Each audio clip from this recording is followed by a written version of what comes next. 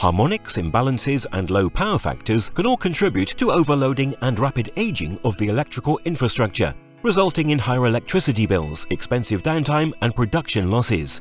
That's why monitoring of the electrical power quality is so crucial. The ABB Ability Energy Manager supports this with a range of useful widgets dedicated to power quality. The Power Quality THD and the Voltage widgets are where users can monitor certain parameters such as total harmonic distortion or THD, voltage spikes, voltage imbalances, or voltage sags for specific assets.